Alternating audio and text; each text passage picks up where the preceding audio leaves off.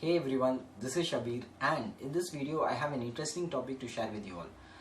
This topic is not only quite interesting but it is a basic and important one which each and everyone must know regardless of whatever profession you be or whatever age factor you be. The topic is simple, FIR or First Information Report. So what is a First Information Report? See, as the term says, it is the first information given to a police officer about an incident by an informant or by a victim. Under our law, section 154 subclause 1 of CRPC deals with FIR indirectly and it also lays down certain elements to satisfy an FIR. So, for instance, an incident has been happened and you have witnessed it, or let us say you are the victim of the incident.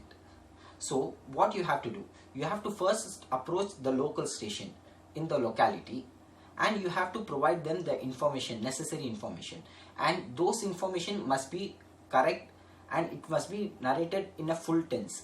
The time, place, everything must be given, and either it can be in oral or in writing. So based on the information given by you, the police will consider and classify whether that incident comes under the purview of cognizable offence or non-cognizable offence. So wait. So what is cognizable or non-cognizable offence? See, we all know what is an offence.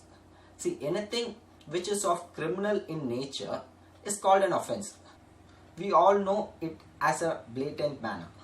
Under a legal system, the offence has been categorized as cognizable and non-cognizable. So cognizable is nothing but offences which are of serious in nature or offences which are heinous in nature comes under the purview of cognizable offence, whereas simple offences comes under the purview of non-cognizable offences. So based on the information given by you, the police will conclude whether it is a cognizable offence or a non-cognizable offence.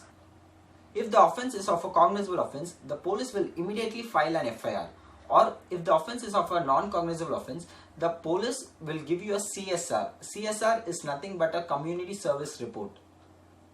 Once the CSR has been issued, the police has a duty to take over the case and investigate into this case and to file an FIR within 60 to 90 days to the maximum.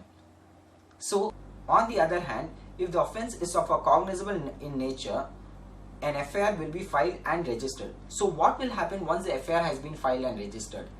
The police will take up the investigation and will arrest the accused, and subsequently a charge sheet will be filed. The time limit for filing a charge sheet is 60 to 90 days, and after that the trial process will go on.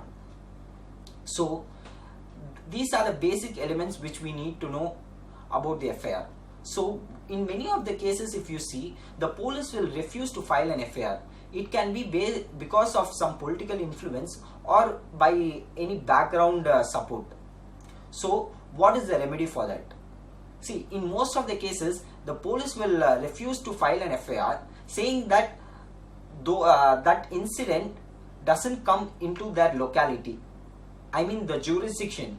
Each and every police station has a jurisdiction.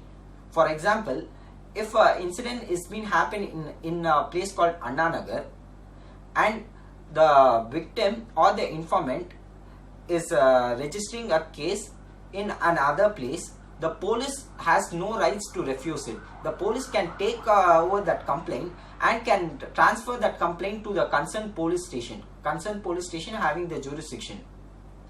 So this concept is called as zero FIR. So the next time if police refuses to take over your complaint and to file an FIR, if the offence is of a cognizable nature, you can demand them to file an FIR based on this concept of zero FIR.